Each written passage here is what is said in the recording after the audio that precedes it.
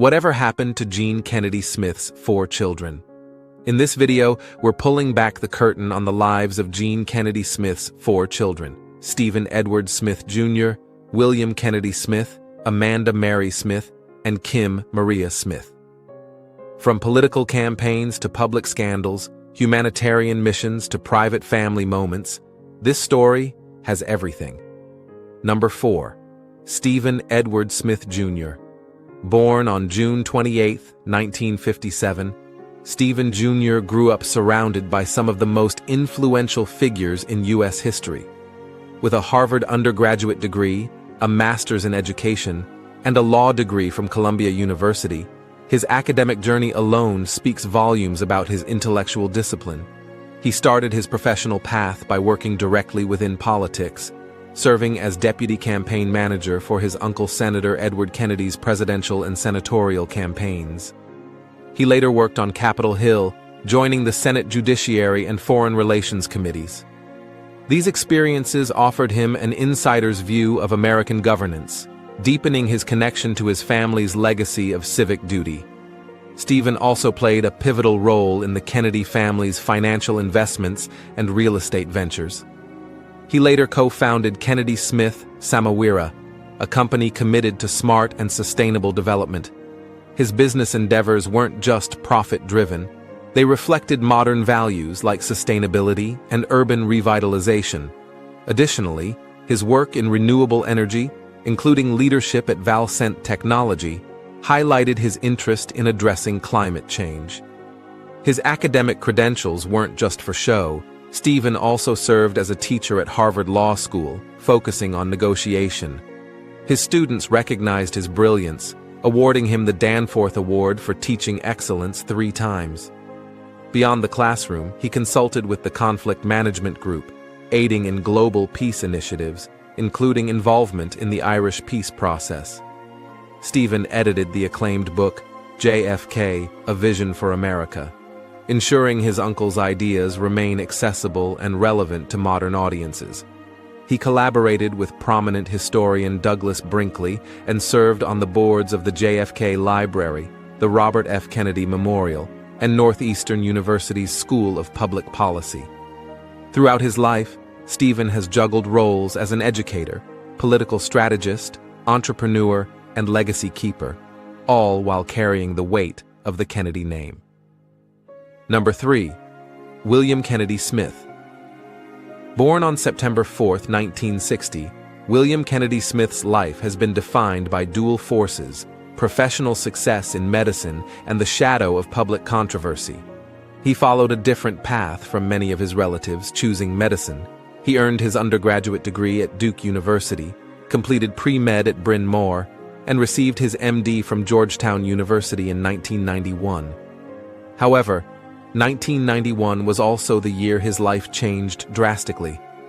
That spring, William was accused of rape in a widely publicized case involving a woman named Patricia Bowman. The incident, which occurred in Palm Beach, Florida, and involved his uncle Ted Kennedy and cousin Patrick Kennedy, became a media circus. Though DNA evidence and testimonies played central roles, the court ultimately acquitted William after just over an hour of jury deliberation. The trial put the Kennedy family back in the national spotlight, but for all the wrong reasons.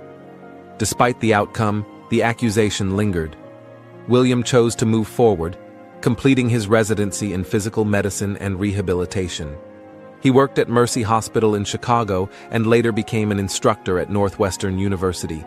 He also co-founded Physicians Against Landmines and later the Center for International Rehabilitation, CIR, organizations dedicated to helping people with disabilities globally. His humanitarian work gained praise and placed him at the forefront of global disability rights advocacy. Still, controversy followed. In 2004, a former CIR employee accused William of sexual assault. He denied the allegations and the case was dismissed, but it led to more scrutiny, especially as CIR acknowledged settling 2 other harassment claims. Despite the legal victories, the repeated allegations cast a long shadow over his professional and philanthropic achievements. In later years, William ventured into local politics, serving as a commissioner on Washington, D.C. S Advisory Neighborhood Commission from 2015 to 2020. He also became CEO of MedRed, a healthcare tech firm. In 2011, he married Anne Henry and continued his work in medicine, academia, and advocacy. Number 2. Amanda Mary Smith, born on April 30, 1967, joined the Kennedy family through adoption. Raised by Jean Kennedy Smith and Stephen Edward Smith, Amanda grew up in a household steeped in history and public service. Unlike her brothers, Amanda has maintained a lower public profile, choosing a more private life outside the intense glare of the Kennedy spotlight. Despite this, Amanda has made meaningful contributions to preserving the family's legacy. She edited the book Hostage to Fortune: The Letters of Joseph P. Kennedy, offering rare insight into the private thoughts of the Kennedy family patriarch. Her work on this project demonstrates not only a reverence for her family's history, but also a scholarly eye for curating and contextualizing important historical documents. In 2000, Amanda married Carter Harmon Hood, a tax attorney. The couple has 2 daughters, Stephanie and Summer, and resides away from the public eye. She made a brief appearance in the 2013 TV documentary Secrets of the Manor House, where she was credited as Kathleen Kennedy's niece, highlighting her connection to the broader Kennedy lineage. Number 1. Kim Maria Smith.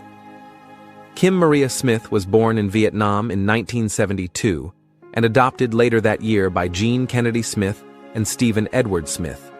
Her arrival into the Kennedy family reflected a broader social awareness and compassion that defined her mother's public and private life. As the youngest of Jean and Stephen's 4 children, Kim brought a multicultural thread into one of America's most iconic families. Though little is publicly known about her personal or professional endeavors, Kim has always remained a part of key family moments. She married Alfred Tucker in 1995, and they've appeared together at various Kennedy events. Her name frequently appears in genealogical records and family trees, affirming her place within the Kennedy clan. When her mother passed away in 2020, it was Kim who issued a heartfelt public statement. She spoke lovingly of Jean Kennedy Smith's generosity, humor, and the gift of adoption. "I thanked her for adopting me and giving me the best life," she said, a quote that resonated with many and offered a glimpse into their close bond.